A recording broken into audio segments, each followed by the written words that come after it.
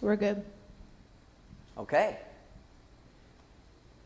Thank you, and welcome back. This is our 19-minute Bible study regarding John chapter 11. And this gives you, the watcher, an opportunity to go to Facebook. And if you want to comment on Facebook, you can do that. We have someone who's watching, and they'll read those comments as they come in. Last week when we did it, one of my fears was that if I had just quiet time where I asked a question and then tried to be quiet, that people would just check out because they're like, oh, that's dead time. We don't want to, just sit there. But what happened was then I would go on to the next point, and then comments were coming in, and I was having to backtrack. So we're going to try it differently. I'm going to go ahead and ask those questions, and then I am going to pause for about a minute and go ahead and let you send in your comments, or people sitting here can have comments too, and we'll discuss them as we go forward. So we'll try it like that today and see how it goes. So we're in John chapter 11, and some of the things that we didn't mention in the sermon, obviously, when we think about Jesus healing people in the past, and then every time he did that, they had the opportunity to see Jesus as true God. And this miracle, of course, would have been the miracle of miracles that would have shown Jesus to be true God. And look what it did. It only made his enemies more angry. And so when you think about how all of that fits into this picture, raising Lazarus from the dead, and how it fires up the anger of the Jews, you see how by the time we get to the end of this chapter, it wasn't included in our reading, but if you go to John 11, verse 45 and read, right after he raised Lazarus from the dead, it says, many of the Jews who came to visit Mary had seen what Jesus did, put their faith in him, but some went to the Pharisees and told what Jesus had done. The chief priests and Pharisees called a meeting, and then they just got more and more angry. What are we accomplishing, they asked. Here is a man performing miraculous signs. If we let him go on like this, everyone will believe in him. Oh, that would be a shame, wouldn't it? Everyone would believe in him, and then the Romans will come and take away both our place and our nation. There you go. There's their anger and reason for wanting to put Jesus to death. And then the high priest, now being the high priest, he is God's instrument in sharing God's word with his people. Listen to what he says as the high priest, but what he means and what God means are completely different. He spoke up, the high priest, Caiaphas. You know nothing at all. You don't realize that it's better for you that one man die for the people than that the whole nation should perish. All right, so that's where this ends up as we think about Lazarus. And the first question I asked today was this. We aren't told the sickness of Lazarus. Okay? Maybe there was some strange virus that he caught. It is for sure that he was good and sick to the point of death. Just what did Christ mean when he spoke about being glorified by the sickness of Lazarus? What did Jesus mean when he said, this sickness will not end in death? No, it is for God's glory, so that God's Son may be glorified through it. Think of what things would be glorified through that action. And you sitting here can obviously talk anytime you want. You don't have to wait for me. What things would be glorified? How about in regard to his power? Power over death. How about in regards to how many people would believe in him? Doesn't the Bible say the angels rejoice in heaven over one sinner that repents? They must have had quite the party in heaven after the raising of Lazarus, and it said all these people were believing in him. Again, God is glorified. But I thought of one more. Jesus would be glorified in exactly the opposite way that you might be thinking. Not his power over death, but his willing subjection to death. Just the opposite of what we might expect. You want to be glorified. Look, he has power over death. Yeah, he also allowed himself to be subjected to death. We often would call this the glory of the cross. If you're looking to set yourself up as something great, it's not through death. It's not through a cross. I wonder if Jesus, when he said that, understood the ramifications of what were about to happen when he raised Lazarus from the dead. Wow. Very good. We're going to go on to question number 2, and it's this. In the end, what will the sickness and death of every Christian do? Oh, yes, Mrs. Herring. Give us victory, ultimate receiving of the prize won through Jesus. All right, so for every Christian, we recognize that we will have the victory of our life with Jesus in heaven. It is true. God is glorified. God the Father, because his plan is carried out. His plan that he created is being carried out. God the Son, he will be glorified because what he came to do is now living proof as we're in heaven. And God the Holy Spirit will be glorified because we're brought from physical death to physical life. There's a comment. I think in response to question number 2, Susan said, in the end, what will the sickness and death of every Christian do? It's going to bring us into glory. It's going to bring us into glory. Yeah, we all will die. Of course, of course, if Jesus comes back before we physically die, then we don't physically die here. We immediately are taken to heaven. But if we should die before Jesus returns, it's true for everybody, something will take us from this earth to be with God in heaven. We prayed the Lord's Prayer in our worship service. That is at the end of the Lord's Prayer. Deliver us from evil is a prayer that says, take me from this world of sin and heartache and sorrow and take me to heaven. Deliver us from evil. Thanks for that comment. Number 3. In verse 9, Jesus, he said this. Now,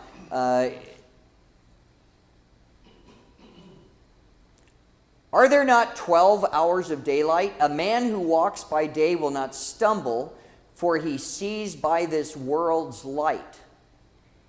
It is when he walks by night that he stumbles, for he has no light. Now, I think you read that and you understand the obvious illustration. You have Jesus that says you have to do things when you can see. But it makes me wonder if there's not something else Jesus has on his heart when he says those words. And there's a comment. Justin said, sickness will bring us perseverance. Excellent. Sickness is going to cause us to realize our weaknesses, and then it will help us to be drawn closer to trust in God who will see us through it. Good, thank you. Okay, let me ask you this. You want to chew on something? We are living in what we often call our time of grace. Did Jesus? Did Jesus have a time of grace? No. We have a no. Do we have a yes? And then we can have a discussion, right? What is our definition of our time of grace? It's the time that God gives us to live here on this earth from the time that we're conceived until the time we die. Here is the time we have to learn about Jesus, believe in him, and be saved. So we have a time of grace. Did Jesus have a time of grace? And there's a comment. Justin does not believe that Jesus had a time of grace, but Jamie does. Oh, it sounds like a conflict in the marriage. Hopefully, Okay. Maybe elaborate in those comments, Justin, please. Why? Okay, let me give you some more food for thought. People talk about like this. They say, you know, it's God already has a plan. God knows when you're going to be born, and God knows when you're going to die. So where am I right now in this timeline? Okay? Am I here? Am I here? Or maybe I'm here because on the way home today, you see what I mean? So there is a time in here. Now, I'm not going to test God in this. I'm going to trust in God that He has a time for my beginning and a time for my end, and He knows when that's going to end. So now listen to this. Since God has it planned right here, and He knows this is when I'm going to die, between now and then, I'm safe. I cannot die. You see what I mean? Now you're thinking to yourself, wait a minute. Let me bring a gun. See, you can end my life today if you want to. Well, then I'm over here, aren't I? And God knows that already. So this is what we wrestle with. What God's knowledge is and what His will is. We should have someone else talk to us about that who's sitting over here. Okay, there's a comment. Did Jesus have a time when He was conceived and born, and a time when He's going to die on the cross? How many times in His life in Nazareth? They were going to throw Him off the cliff. No, you're not. And He walked right through them. You're going to get it. No, you're not. No, you're not. You're going to raise Lazarus from the dead. They hate you. No, my time has not yet come. See? Does Jesus have a time of grace? Maybe I'm spoiling that argument at home. All right, go ahead. What's the comment? Justin said Jesus was always saved, and then he continued to say, He is true God and true man, true God meaning sinless, therefore no need for time of grace. And then Don Peterson said, Jesus did not need a time of grace because He is true God and is all-knowing. And then Justin then asked, is this right time of grace? I'm guessing he's looking for the answer. So then what does this mean? What does Jesus mean when He says, no, it is for God's glory so that God's Son may be glorified through it? And then He's going to say this, are there not 12 hours of daylight? What does He mean by that? Isn't there a set amount of time? A man who walks by day will not stumble, for he sees by this world's light. It's when he walks by night, that is, when his time of grace is ended, that he stumbles. That's your death. For he has no light, because his time of grace is ended. Food for thought. And that's why also, just so you know, as we're studying this, that's why I didn't preach it. Because I am not 100% convinced that I got it right. I think this is food for thought. To look at what Jesus says and for us to guess what all He means by this. And that's why Bible class is really fun. Because we get to bounce these ideas off each other and think about that. What is the definition of time of grace? The time that we are given by God from the time we're born till the time we're dead. I kind of agree with the folks that are saying, yeah, but He's true God. He's in control of it. Sure, He's in control of it, but did He establish this time for Himself from the time He's born as true human till the time He's dead as true human? Because He's both and. I see head shaking, so more comment? Pastor Liederman assured Justin's comments with a like. So thanks, Pastor Liederman. And then Jamie said that she reiterated the definition, said time of grace is an opportunity to live on earth and share the gospel. Jesus shared the gospel during His allotted time on earth. See, it's that allotted time that we're talking about. Because as true God, He's in control of the time. As true man, He willingly, in His state of humiliation, allowed Himself to be placed under that time restraint. From the time He's born till the time He's going to work while it is day. This is His time. When He's dead, His work is done. When He stumbles, His work is done. Food for thought. I will come back to it if people have more thoughts on that. We're going to go on to number 4. In verses 14 and 15, Jesus said to them plainly, Lazarus is dead, and I'm glad for your sake that I wasn't there, so that you may believe. But let's go to him. Lazarus' death caused great sorrow and pain, but their faith also needed strengthening. Perhaps both disciples and the sister's faith had become overconfident. Here's what I mean. As long as Jesus is around, we're okay. Just ask him, and all of our troubles will go away. Not so. If Jesus had to bear the cross, believers would have to bear, do you like this phrase? To bear their share. But they would be richly compensated for their short hour of trouble. So here's the question. What application can we make in our lives as Christians?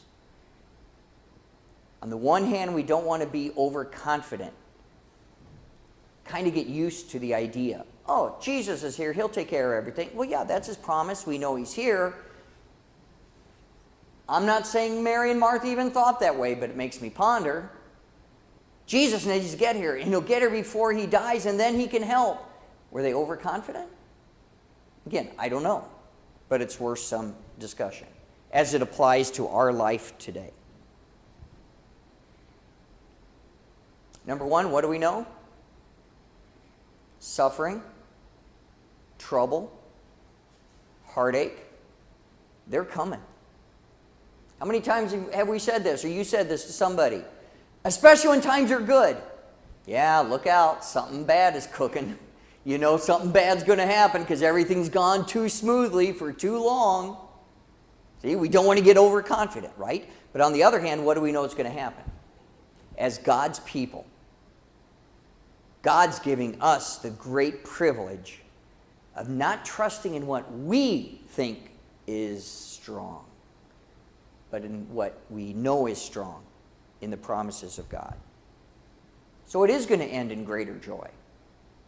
Jesus knows that the death of Lazarus is going to end in even greater joy. All right, number 5. Isn't that kind of cruel? Isn't it cruel that Jesus says, oh, I'm not going down there yet, I'm going to let him die?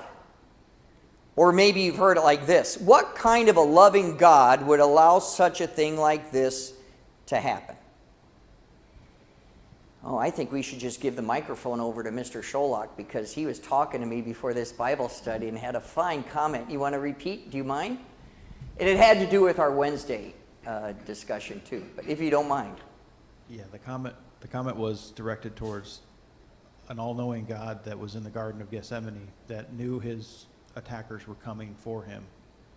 So a loving God that allowed some terrible things to happen to himself because he knew the bigger picture was salvation for everybody. So that's the kind of God that we have. And sometimes, like you say, things are going to happen that are negative, that are painful, but that's because sin's in the world. But he's taking care of the big picture for us. Great, great. So in case you didn't hear, I don't know if you could pick it up or not, but the comment was made, what we look at is the immediate. What's happening right now inside of this little circle that we're looking at? What does God see? From eternity to eternity. We might see just a small event taking place, but God sees the ramifications and the blessings that are going to come from this. So in the garden, you have Peter who's trying to defend Jesus. What if he had won and defended Jesus? What would have been the outcome? Salvation is done. Nobody's saved. So it had to happen that way. The greater blessing comes because God allows and even makes things like that happen for the greater good. There's another comment. Mrs. Herring said, reference Psalm 139, verse 16, your eyes saw my unfinished body. In your book, all of them were written. Days were determined before any of them existed. Excellent. I saw a recent video on that too, how God has everything already in his book planned out, and he's going to make sure that it's carried out according to his gracious, eternal will. Another comment. I think Justin's playing devil's advocate. He said, what kind of loving God would allow his son to die on the cross to pay for the sins of the whole world and save them from hell? Exactly. That's the one we have. Thank you for that comment.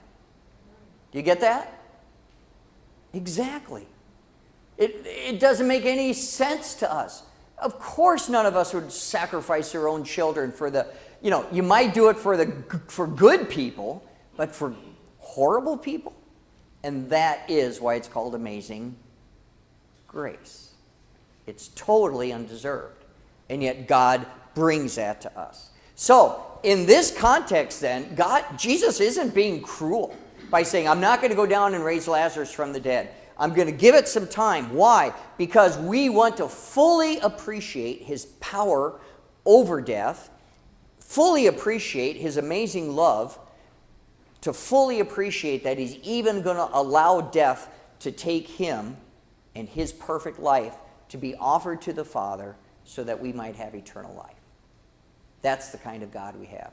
Never is he cruel. Never. Another comment. Yes, Don said, maybe Jesus chose to wait until Lazarus had died to demonstrate his power over death and to strengthen the faith of all those who witnessed the miracle. Without a shadow of a doubt. Yes. Thank you, Don. Absolutely. Had Lazarus been sick, let's play it out. Had Lazarus just been sick, Jesus got there in time, be no different than healing the blind, healing the lame, healing all those other people. Great. This upped the ante, didn't it? Not only was he was dead 4 days, he was decaying, he was stinking. That is miracle of miracles. And that's what it'll do for us too. So yeah, thank you for that comment. Number 6, the last of our questions for today, in verse 43, it says, after he said this, he shouted with a loud voice, Lazarus, come out. As you hear Jesus speak, do you think more about his human nature or his divine nature? That's kind of a weird question, isn't it? When Jesus turns to the tomb and says, Lazarus, come out. Do you think more about his... Well, let's do this. Let's think about both of his natures. Pick one. What do you see in Jesus' divine nature? What do you see in his human nature as he turns to the tomb and says, Lazarus, come out?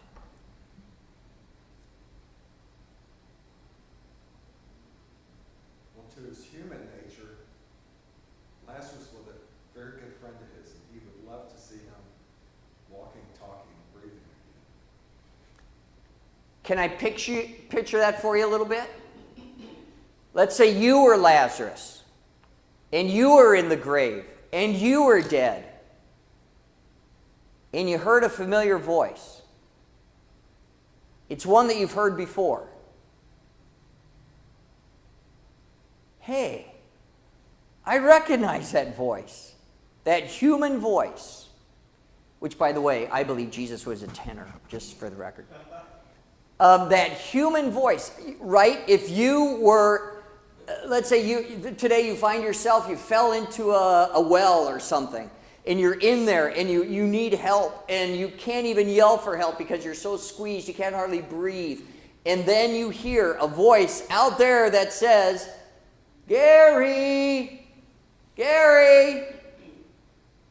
Imagine, just imagine. Wait, you don't have to imagine. It's going to happen on the last day, Gary. On the last day, we are going to hear a human voice that called us his sheep, and we know him by name, and you're going to hear it from your grave. Gary, come out, in the twinkling of an eye. That's to his human nature. That makes me emotional. I can't wait to hear his voice, to see if I'm right. How about to his divine nature? Is there a comment, Jenna, regarding that? Yeah. Jamie said that he is almost begging Lazarus to come out. Like, please come out. And then because they were such good friends. And then Ungsbet said that they were human, and he said it for Martha and for Mary. How awesome to hear that familiar voice, that familiar human voice of Jesus. Wow. And now what can it do with his divine nature when you hear Jesus walk up? Of course, you know his miracles. You know what he can do. What do we know he can do? Control and command. Control and command what? Come on, what's on everybody's mind right now? Corona virus. Don't. Yeah. Coronavirus. Yep. Anything else? With his divine nature, all he used was his voice. There wasn't there was nothing else other than just a simple command. Thank you. You brought us full circle. What did God say in Genesis 1? Let there be light. His word. What does Jesus do with his divine nature? His word. It's absolutely, absolutely powerful. Thank you. Another comment. Justin said, do you think we'll be groggy when Jesus calls our name like that? Justin might be groggy. The rest of us are He's going to be like in waking shape. waking up at 6 a.m. Monday morning. Yeah. No, this is going to be after being refreshed and ready to go. At least 8 hours sleep and fired up and ready to spend an eternity with Jesus. Okay, good. Thank you all for your participation today. And of course, if you have more questions, you can email pastor@divinepeace.com and we'll be happy to respond to your questions. Pass along the Bible study to others in our worship for today. Please join us Wednesday night at 7 o'clock. We'll have our final Lenten Wednesday service this coming Wednesday at 7 as we meditate on the amazing love that Jesus has for us through his passion, suffering, and death. Thank you all, and the Lord bless your day.